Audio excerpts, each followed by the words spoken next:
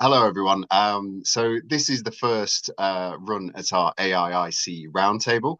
I've brought together a few members of the board so we can look at certain elements of the market, some updates to sort of technology that we're seeing, and also tell you about what we're up to as an association in terms of what we're doing for you and the things that we will be doing for you in 2026.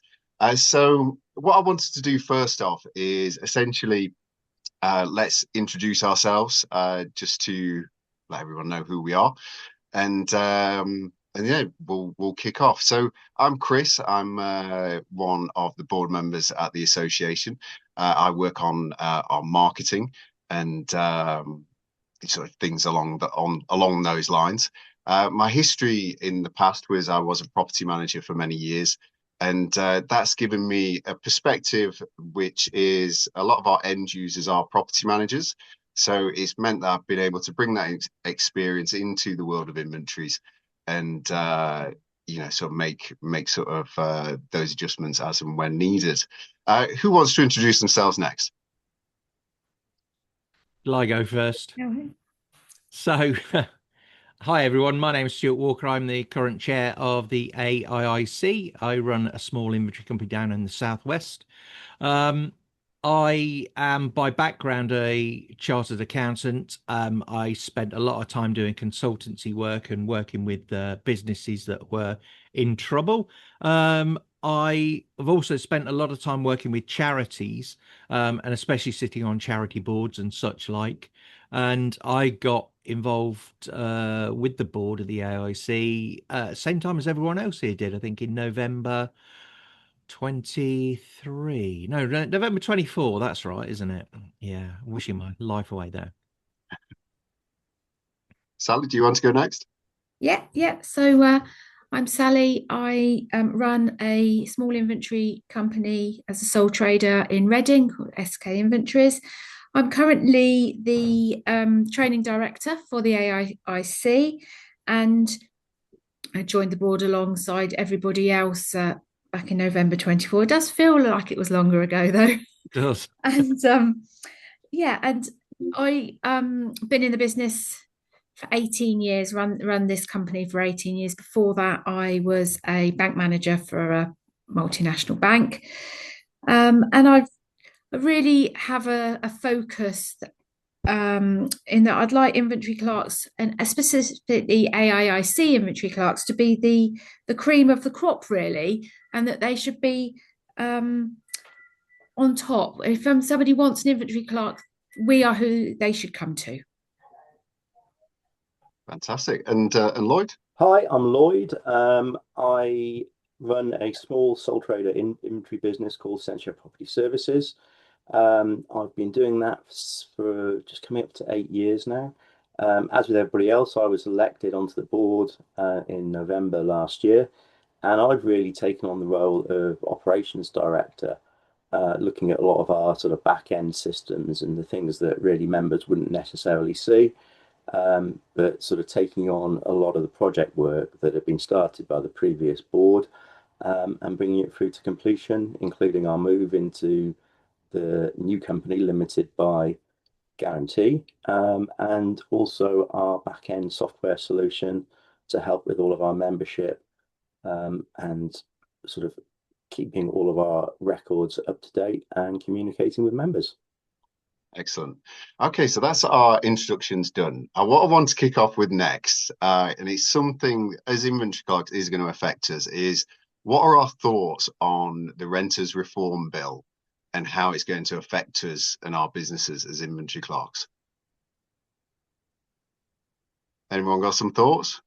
You'll have to. You're the host, Chris. You'll have to choose who has to speak. Okay, well, I'll tell you what, I'll give you my opinion first, which is I think some regulation has been required in the market. And I think some of the changes when it comes to sort of notice periods, I actually think could be really advantageous for us. Because if your business is anything like mine, it gets really busy in the summer and then it will drop off in the winter.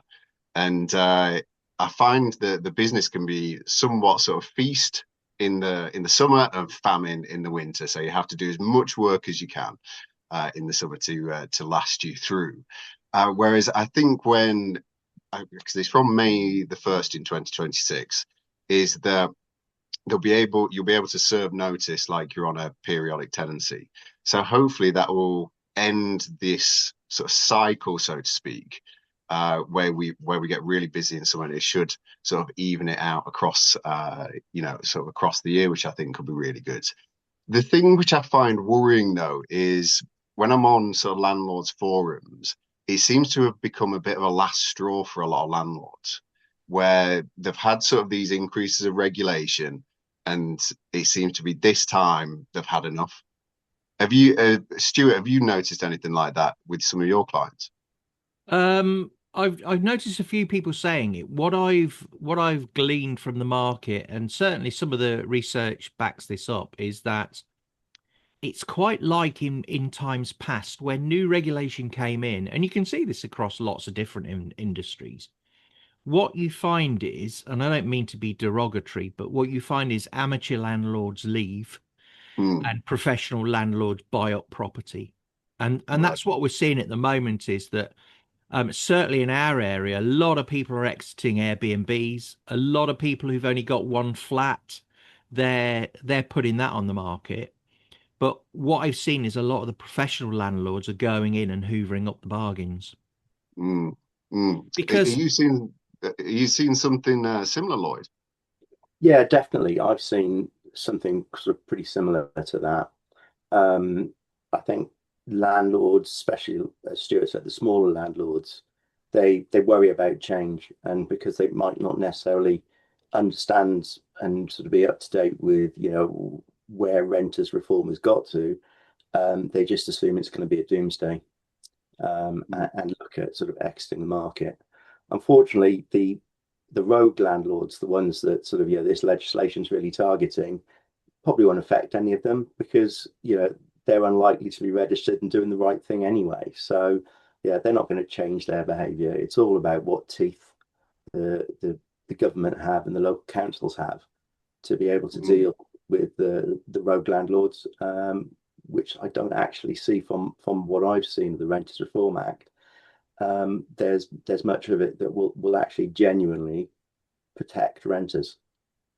Because I think my fear as well is that rents seem to keep going up, and I think, do you know, when it's over 50% of your income, you're technically in housing poverty. I was thinking when I first moved to London, I was technically in housing poverty. I moved into a small, sort of room to rent, and on my wages, I was in housing poverty, which, sort of came as a bit of a surprise, really, that a lot of our population are in this situation. And when you do increase sort of the regulations, and particularly the mold one is coming to mind, is that whilst we do need a private rental sector which does provide nice, sort of warm homes, the actual cost of sort of maintaining these homes is getting more and more expensive. Do you know, on the point of mold, Sally, what are your views on how that's going to sort of pan out? Well, I think, again, as Lloyd said, it does depend on the landlords, because those landlords that are diligent and want their tenants to have a nice home to live in and see it as their tenant's home, they are the people that would already have been concerned about this and addressing these types of issues already. However, what I am noticing is that because the issues of mold and condensation are changing, in the responsibility, irrelevant of what's causing it, is going to be on the landlord's shoulders. I am finding quite a lot of my agents are now contacting me to carry out their midterms, because I think that the evidence is going to be needed with regard to the damp, even to regard to giving notice, and beginning to think, okay, we need to get on top of this. We're going to need to future-proof ourselves. So it seems that, do you know, in a way, when these sort of this legislation comes in, do you think really as sort of inventory clerks, we are going to see that pickup of doing more midterm inspections rather than what is usually just a check-in and a check-out? I believe so, yeah. I've already had 3 of my agents who all did in-house inspections now contract out to me from January. Wow. Okay. And am I right Sally, in saying, oh, go on. So do you think that's because they think you have a greater expertise, or do you think that's because they want an impartial midterm? I think it's both. I think they want an impartial midterm. They want, in the majority of cases, agents charge for their, it's not just part of their management fee. They'll charge extra for their midterms. They'll charge a little bit more than what I'm charging them. So 1, they're getting a small profit, but 2, their staff are not being used up for the time. So it's, time efficiency for them. But also, as an independent, you can just document the condition of the property, and you don't have any responsibility to either tenant or landlord or agent. You're just being realistic about how that property is and what the condition is. And it means that when they come at the end of the tenancy, if there are any issues, they do have an independent backup. So I think it's a protection element for both parties, as we know. Absolutely. It's but I think it actually brings us on to our next section, which is our evolving client demands.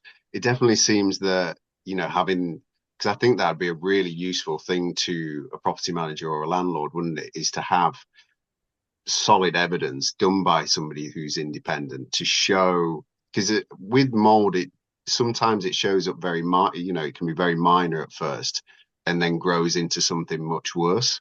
Unless you have very serious leaks, mold doesn't come around quickly. But I think what I have seen, sort of being an inventory clerk, is that mold, when you have a leak, mold will happen. But what I see a lot of is, once you're doing, say, the checkout, and they've had furniture against walls and a lack of heating, mold will grow behind these areas of where it's lacking in ventilation. And I think part of my fear is that how will the legislation treat things like that when it has been sort of the way that you've lived in the property? Because I have dealt with damp specialists before, and what some damp specialists in London like to do is they like to put an extractor fan in every single room.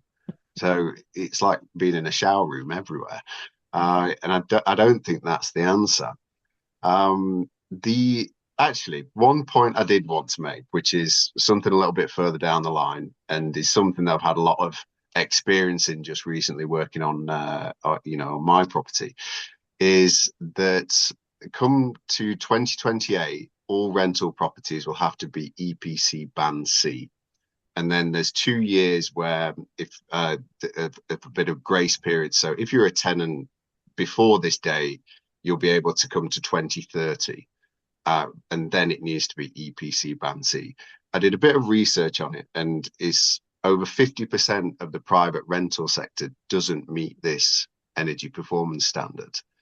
So whilst the new rental reform bill is a really big shake-up, I think this is something which is going to be massive, because getting a property insulated means that essentially you can't do it with tenants in. You have to pull walls down, and the house gets covered in dust to insulate it from the inside, which is usually what you have to do, and usually pull up floorboards as well if you have sort of cellars.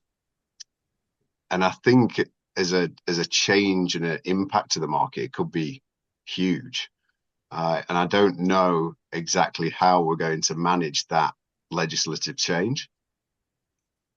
But has anyone here experienced like landlords actually improving the properties with this in mind? Yeah. I have, oh, sorry.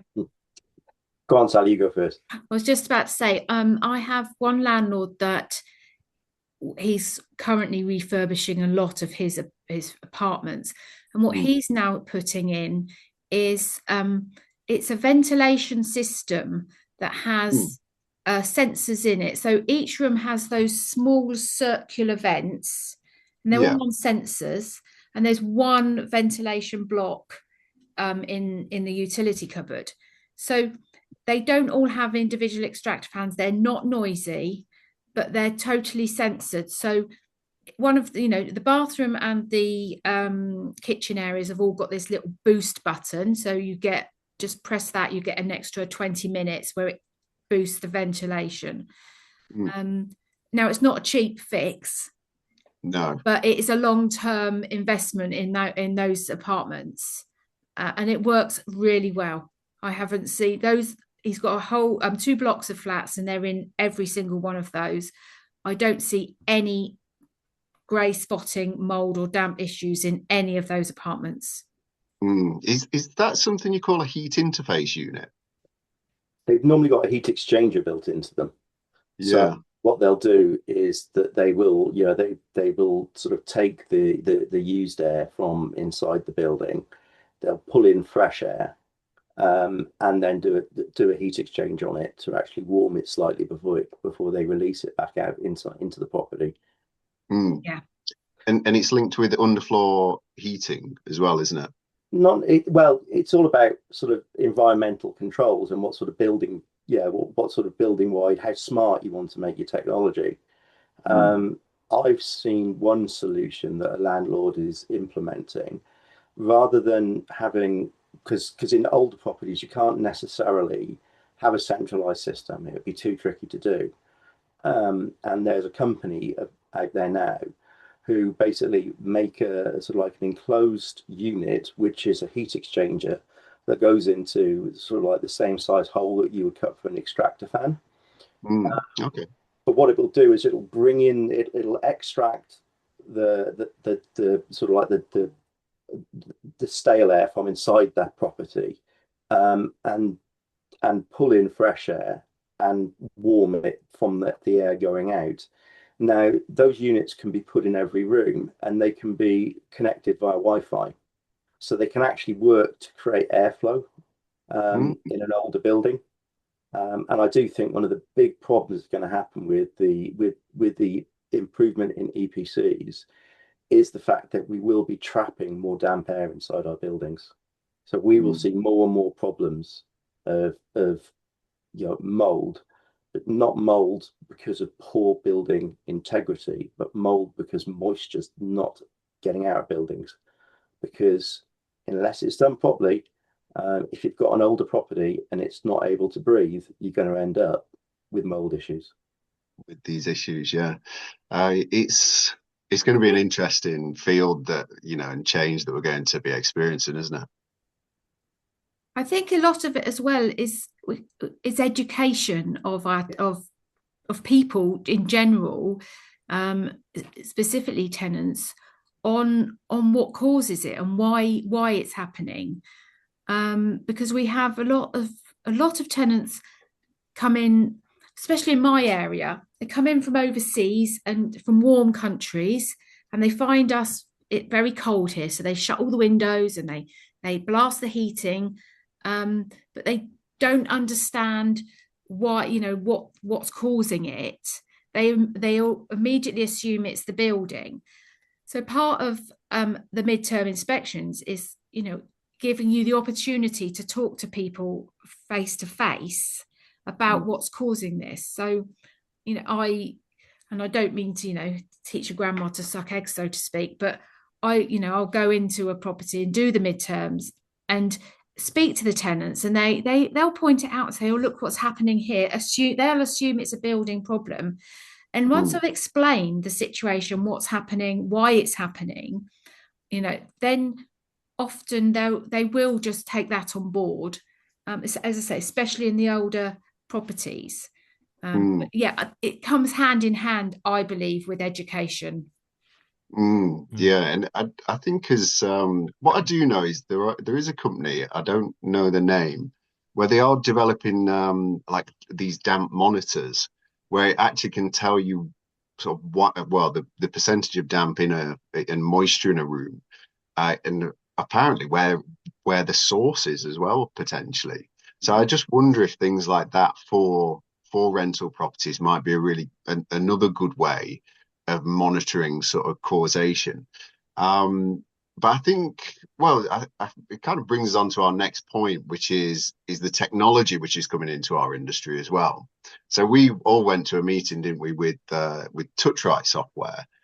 We spoke a lot about sort of AI and the sort of tools that we're using, because it kind of splits into two categories for inventory clerks. It's your sort of hands-on tools, it's your mobile phones, your camera quality, and then the software that you're using. And then we're seeing this sort of, sort of AI channeling into this industry where, we've talked to software companies, haven't we, where you can literally just take photos. There's no need to record anything, and it's going off the basis of the pictures. What's everyone's thoughts on that? Stuart, I feel like you've got something, a good perspective potentially on this. Well, Where do you think it goes? Kind of you to say, Chris. Yeah, I think that probably there's a lot of hype about this. AI is the current buzzword, and I'm old enough to remember when it was machine learning, and things like that. And a lot of AI is actually just machine learning. It's not really intelligent. If you look at the large language models and the way that they work, a lot of them are simply working out what words go next to other words and then making a prediction, going and essentially searching the web and then coming back with an answer. They're not clever in a way that a human being would be. But that having been said, one of the things that fascinates me, and it kind of came from that TouchRight meeting actually, is the different ways that people are using AI in their daily work. So I've used it quite extensively, but what I've realized is that I use it for specific projects. So for instance, I've done a lot of work on our website in SEO. So what I've done is I've set up an SEO project I use ChatGPT, and it tells me the things I need to do, and then I go away and do them. It's kind of acting like, I suppose, a marketing manager. And then I've done some bits where there's some coding that I've wanted to do, so it's acted as kind of a coder, and it will actually write the code for you. You just have to be a little bit sort of sensible about it. But what's interesting, we were talking to a lady with TouchRight, and she was saying that she keeps ChatGPT open all the time, and she will just flash questions to it through her daily work, and it'll come back with the answer, and then she'll use that in whatever she's doing. So I think that's very interesting. And I think Chris, and you and I have both had a look at image generation and video generation, which I think is good. It's almost a bit of a parlor trick in some ways, in as much as it's really exciting and stuff. But what I have noticed, probably in just the last week, I'm an avid YouTube viewer, and I can spot instantly the AI generated content, and I'm not interested in it. I switch it off. Yeah. So do you not feel it's getting to a point though where you have to have a double look at it though sometimes? I mean, yeah, it's getting good, but what I find more than anything, what I find is the voiceovers. I can always tell an AI voiceover. And there are certain, I think AI's got its own look in terms of imagery. Yeah. But yeah, you're right. I mean, there are a lot of things, and that's probably a worrying part of it. I actually think, really, if you take the time to have a bit of a think about it, invest a little bit of time, effort in understanding it, and ChatGPT, the professional version of that is $20 a month, something like that. So Yeah, it's I not think you a can get lot. a bigger model where it's like 200 or 250. Oh yeah, that's right. Yeah. I mean, that's way above me at the moment. Yeah, me But too. but I mean, and just have a play and see how it goes. And there's so much stuff online that you can actually then, if you're, what I always think is, if you're facing specific issues in your business, just have a little look and see if AI is a way that it might help that. It doesn't have to be a massive thing, you know. It can be a really, really simple little agent that will do some work for you. Yeah, just to make things more efficient. It does make me think though, have you ever seen if you're on Rightmove, sometimes they'll use AI to put furniture in a room and decorate it. Yeah. It's just made me think that, do you know, in a way, people could start doing that in inventories to kind of doctor documents, which I think makes it even more important that you do have an independent inventory clerk. Because you could create some incredibly biased reporting when if you had a very good sort of AI generator, and like you say, you can still tell at the moment with a keen enough eye. But I think my fear is that, sort of 5 years down the line, will you be able to tell if it keeps improving at the rate it is? Because it seems that we've sort of let this thing out of the box and it just keeps on getting better. So it's going to be an interesting thing to keep an eye on. But I think the advice is spot on, really, is that whilst it might not take over everything, and fortunately, as inventory clerks, I don't think it will take over our jobs either anytime soon. But it's something that can improve your efficiency so much, whether it's just responding to emails or, keeping calendar dates, things like that, that can be really helpful. Because a lot of inventory clerks, from the ones I've spoken to sort of through the association, all carry quite a burden on the shoulders. They're usually the, head of finance, head of marketing, head of operations. And, even if you have anyone working for you as a business owner, you carry quite a lot of responsibility, and anything that can help you, just, sort of 5-10% is surely worth getting into. But I know it's, a bit of a hot topic at the moment, and a lot of people have varying opinions on it. It is, yeah. But I think we need to be careful. A lot of the software companies, and I won't mention any names, but they bang on about their fantastic AI system, mainly just to get you interested in their software. And, I've seen it in accounting software as well. They'll bang on about automation and stuff like that. And actually, most of the time you don't use it. You're using your brain. But it's interesting going back on, some of Sally's points on the midterms, funny enough. It's distinctly possible. I can imagine some of the big guys getting an AI model set up where someone will turn up at the property, stick a 360 camera in the middle of a room, take an image, and then walk to the next room, do the same, and then it'll all be processed on AI. But I think that where we really add value as inventory clerks is using that personal approach and adding value to our clients, especially agents. Because a lot of agents, as Sally quite rightly says, they haven't got the time to be doing things like midterms. They certainly haven't got the time to be going in and speaking to tenants and saying, listen, you need to leave the bathroom window open when you shower. And especially with inventories and more importantly with checkouts, a lot of them aren't really interested in getting into that. So that's where we add real value in terms of opinions and the fact that we see so many properties on a weekly basis. We've got that breadth of knowledge and that comparison, whereas just doing an AI checkout, I think would be problematic. All right. Yeah. The thing as well to remember with AI is that it needs to be used as a tool to assist us and assist anybody in what they're doing.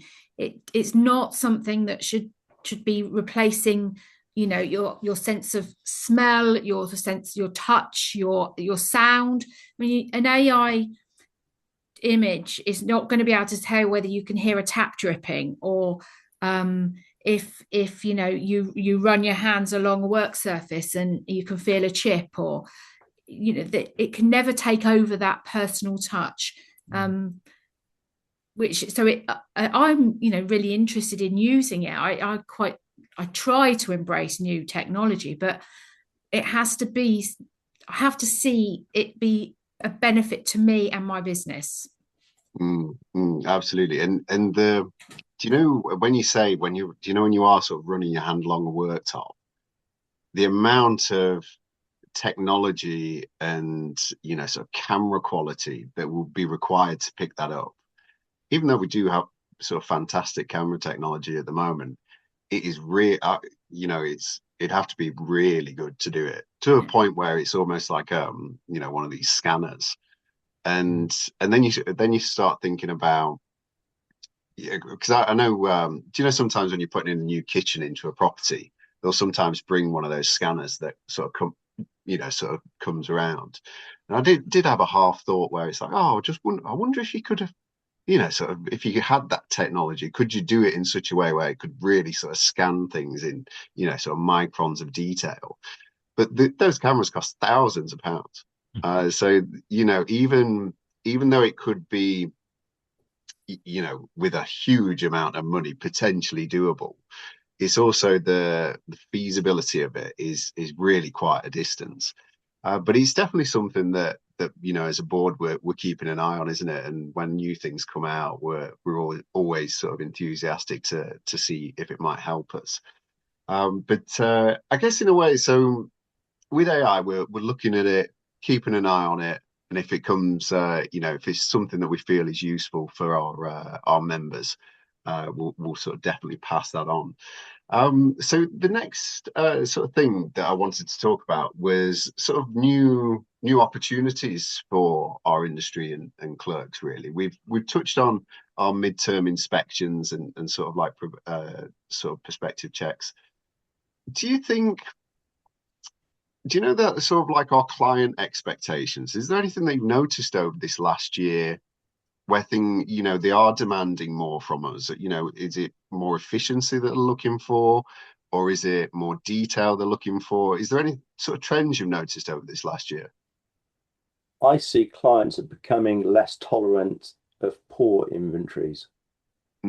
So, if we haven't captured everything, especially sort of looking after the complaint side of the association, I can see that clients are becoming more demanding, quite rightly so, because 90% of the time the sort of items that they might pick up on that a clerk has missed are things that really well-trained and professional clerks shouldn't miss. It's but do you know when they are missing things, is there any sort of trends to that? Is it lack of photo evidence? Is it lack of detail in terms of the written part of our reports? Well, interestingly, coming back to AI, we have had a few complaints where where members have used AI to generate descriptions, and then not reviewed what AI has actually produced well enough, which has created errors in reports that have then been published to landlords. So when we were talking about AI, for me, I think, as you said, it's going to be a long time before there's an actual cost-effective element with AI to be used that could really threaten clerks. I think I wouldn't want to be a typist, because I think that element's going to go soon. I think AI can quite happily take over. We can reports, and AI can then sort of produce all the wording. But I would say that generally, clients, or landlords do like, if appropriate, for a lot of detail around any sort of damage, and then apportionment of who's responsible for it, which I think personally is something that as a clerk you should avoid. You should say, you should highlight the issue and the fact that there's damage or whatever. But as soon as you start to apportion, or if the landlord dictates that this was caused by the tenant, I think you've got to be careful with your wording, because it might not be the case. So whereas we do see issues where landlords are coming and saying, well, they've told the clerk that this damage was caused by the tenant, and it's like, well, I don't think the clerk should say that. They should say, it's been reported this damage was caused by the tenant. That's what I always do. I never categorically apportion any blame to anyone for any damage in any of my reports. I can say what information I've been given, but it's not our job, and it's understanding where we stop as well, because if you do get into that whole dispute management side with between a landlord and a tenant, you can end up sort of spending a lot of time be involved in something that you're not necessarily going to get paid for. Yeah, that's really true. And I think as well, what can happen during a tenancy is that, do you know, when repairs are made, sometimes damages are done.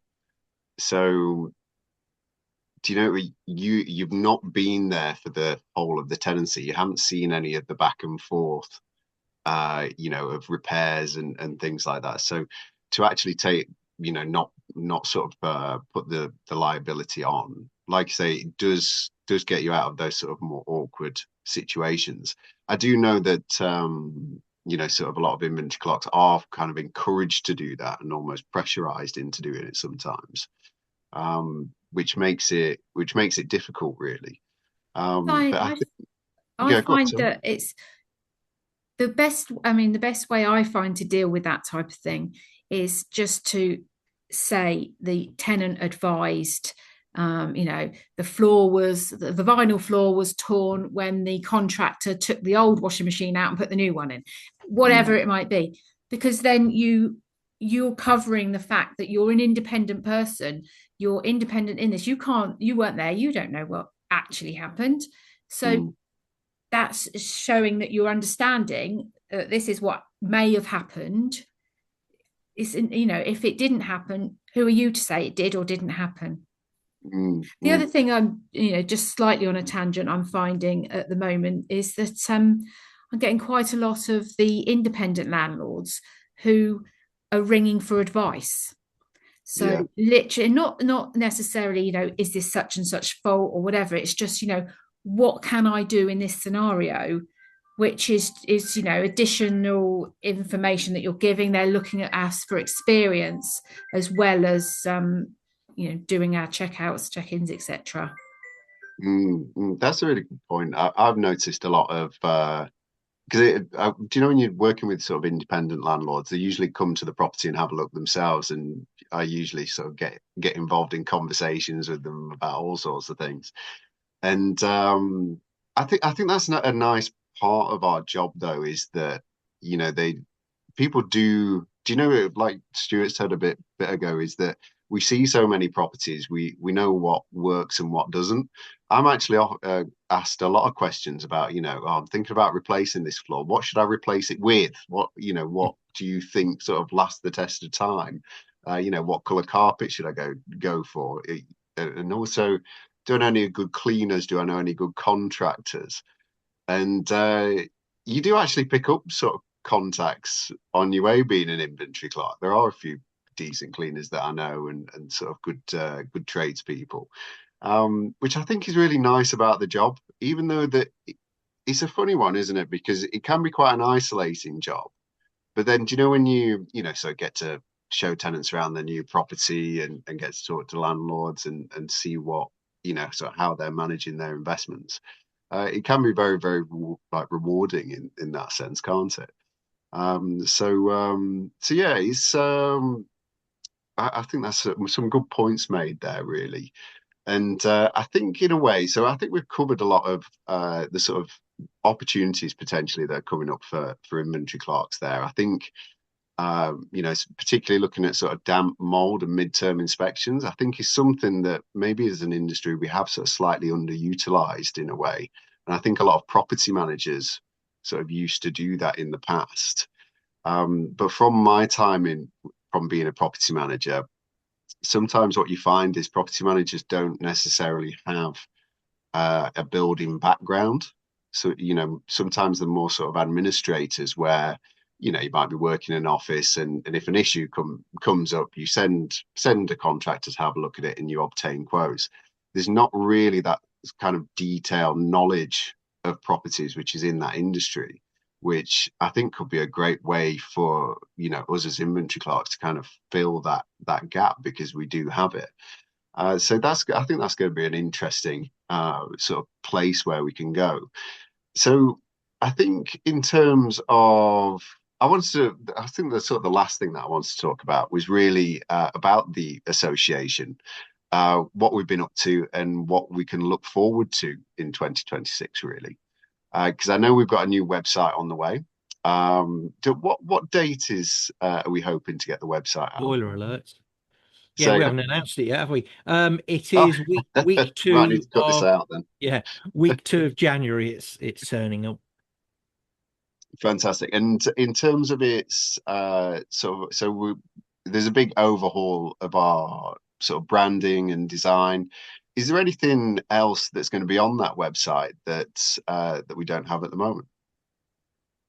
Well, I think there are some things on there that we do have at the moment, but they don't get used simply because people can't find them, or even they don't look very nice. And I know that sounds a little bit shallow saying that it doesn't look very nice, but we've got a lot of brand new templates on there for people, but the way that they're displayed makes them look a bit old fashioned and stuff, you know. So the new website will make them easier to find. There'll be a little bit more explanation about what they are, all of that sort of stuff.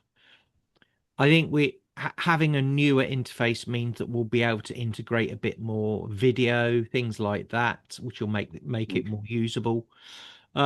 The contact a member section, I think, could well be a really, really good member benefit, because at the moment we've got contact a member, and essentially the way this works is that either an independent landlord or an agent, in fact, we see quite a lot of agents and property developers using it, or indeed another member. If you need a member in a specific area, you can put your details, your message in there, and it sends a message to whatever member is in your particular area. Even though we haven't pushed it in terms of advertising or promotion or SEO or any of that, we still get a lot of hits on that, and members are getting leads sort of every single day from it. So I think that's something that could be really, really good for members, and actually may well grow into something that provides, you know, it's not going to build a whole business for you, but it's going to provide you with perhaps a little bit more in terms of, you know, of income and turnover. So I think that'll be really, really good. And what else are we doing on there? I'm trying to think what are the new things we're putting on there, Chris. Can you remember any things? We're looking into a potential for selling your Oh, business. yes, we were. Yeah, Yeah, which now is this which is is quite a big development, really. yeah, this is really I think could well be an exciting one. I mean, when you think about it, there's people who want to exit the business, and they want to sell their business. What do you do with it? Well, you might go to a business broker. But if you do that, I mean, they haven't got a category for your business. They might list it under estate agents. They might list it under property services. They can list it under anything. Yeah. But actually, if you think about our membership and our associate membership too, which is really important, for those that don't understand the difference, members are people that run their own business and are actually clerks. Associate members are people that work for them. If you're a member or associate member and you want to buy a business, what would be better than getting an email from somebody who might be in an adjoining area or the same area as you saying, I want to sell my business? So the idea is that we'll facilitate that. We won't act as business brokers. We'll just publicize it to our membership, which I think would probably work a lot better than paying a fortune to business brokers. Yeah, absolutely. And I And think that'll be, yeah. I mean, I would certainly use it to find a business. So I'm looking forward to it coming online. yeah, I must admit I have used the function before when I was a little bit overloaded with work basically last summer. And what is really nice is you can go through the system and find other people who are, registered with the association. So there's a baseline of understanding and ways that we sort of conduct business and what's to be expected. Whereas I have tried to train people in the past, and sometimes it's just been a disaster. Whilst we might do, from the inventories we've seen, haven't we, that everyone does things a little bit differently, but they're all quite similar in a way. By using that function, you can start off with somebody who already knows what they're doing, and to sort of update that in the new website, I think could be really, really helpful. And like you say, even now it's a popular service, so if it can be better, and because I know we're looking to put in some sort of better search functions to it, I think that could be a real asset to our members. Yeah, and I think also one of the things we would like to develop on it is a little bit more in-depth profiles of members, because at the moment what you've got is you've got a name, you've got a little bit of blurb about them, you've got their postcode, telephone number or email address, and that's about it. But it'd be quite nice if we could get a bit more personal stuff on there, so that when you're using it, you can assess this person and think, yeah, actually they obviously do have a lot of experience and such like. So that won't probably be in phase one. I think that'll be in phase two, but it's a really exciting sort of development that we can move to in the future. Yeah, absolutely. So Lloyd, how's operations looking as we go into 2026? So we're doing a lot of work at the moment with our back end system, getting it sort of fully working, because there have been some bugs and issues that have needed to be fixed and sorted out. And we hope to get that sort of operating robustly early in the new year. The other major thing that members will be noticing at the moment is signing the new membership agreements to facilitate being a member of the new limited company. So that's sort of plugging away nicely, and hopefully by the end of January we'll have everybody signed up to that as a way of sort of continuing their membership with the association in the new company structure. I think the other thing that I'm excited about going on in the background that I'm looking at the moment is whether we can have a presence at some of the industry shows this year, because I do think that as the board and as the organization, we should be representing our members at shows where they could potentially get leads. So as Stuart was saying with the Find a Member, if we're sitting at the NRLA conference and we're talking to NRLA members about the fact we have a database of clerks around the country, and they can go on there and they can find someone to do their different reports. I think that would be something very valuable for us, and something that I hope will lead to increased membership value when they start to see leads coming from us promoting the association as a way of finding a clerk. Yeah, absolutely. I think that's a really good way of sort of getting our name out as an association. And like, do you know, with these sort of property shows, you get all kinds of people, sort of in property, and like I say, there might be a developer who turns up there and says, "Do you know what? I'm going to need some inventory clerks for my new building. I'll give our search function a go." So I think by the looks of it, things are sort of converging quite nicely with the website upgrade. If we get into these sort of trade shows as well, we can really sort of boost our branding and our membership really. The other thing I wanted to ask is, Sally, you've been working incredibly hard on our sort of training and our materials. How's that going, and what's it going to look like in 2026? Yeah, it's going really well, actually. I'm really pleased with the progress we've made this year. The courses have gone down really well, and we've been hitting those targets pretty well and getting people in and through the door, and we've had some excellent feedback. 2026, I'd really like us to push on our other training courses. So the midterms training course, which I've been on, and it's an excellent course for clerks who've not ever done them before, but or have done them before, like I have, but really felt they wanted a refresher. It's a great value course as well, isn't it? That it's one. Really good value, yeah. And it's open for be good for property managers, because if they are doing their own inspections in-house, it's a good basis to have. And a lot of property managers have never even been to the properties they're managing, so that's a good basis of knowledge of what you need. The safeguarding course we're going to launch in the new year. So, and with today's news, I don't know if any of you have seen today's news where the government are pushing safeguarding training in secondary schools. That's been launched today.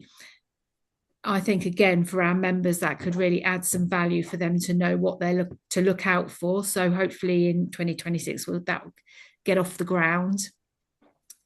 So can I ask Sally, when with safeguarding, what is safeguarding exactly? Is it just when we're in properties and we notice something that's not right, or is it like a personal safety thing, or is it a bit of both?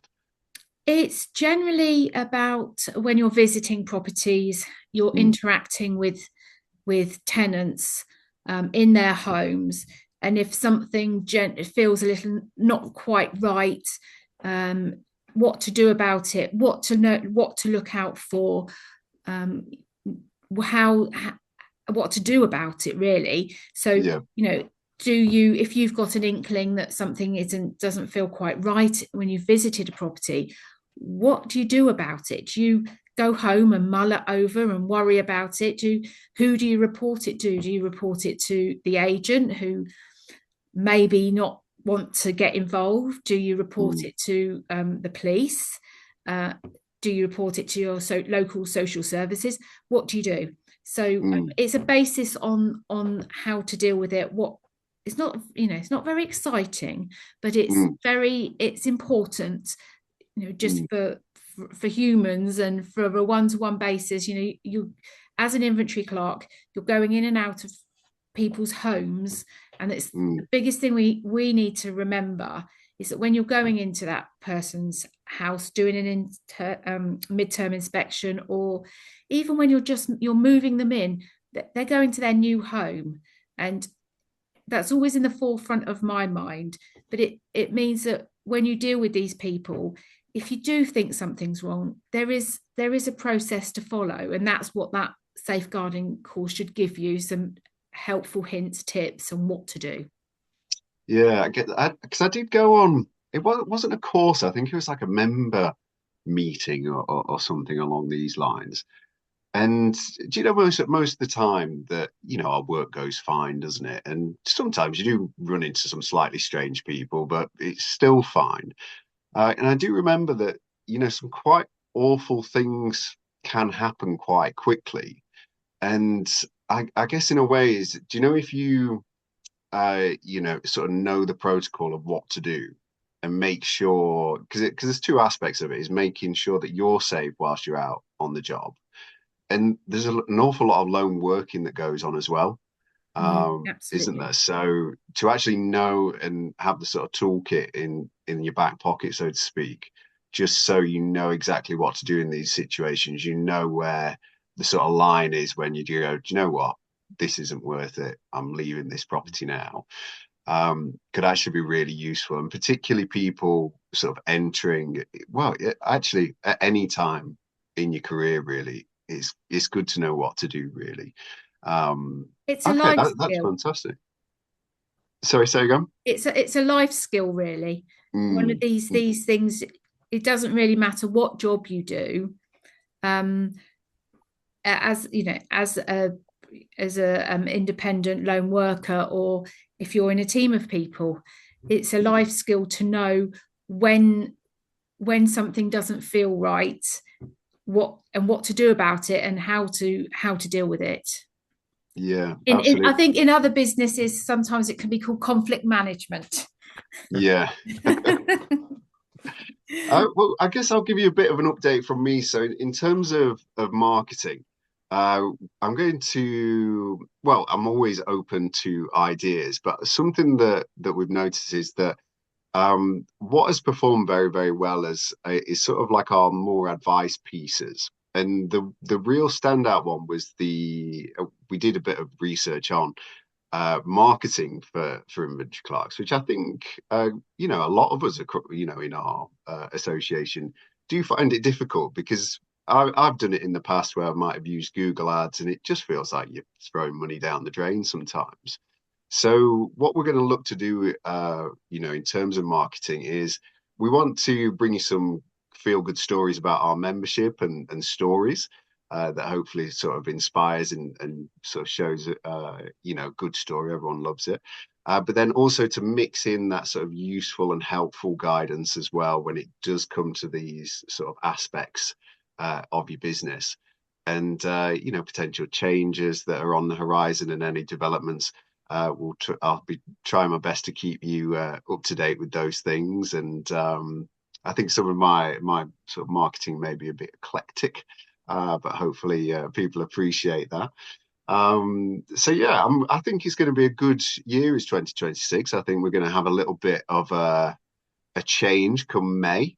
And then I think hopefully things will sort of settle down, and you know, we'll have another good year of business and growth as an association that I'm really looking forward to.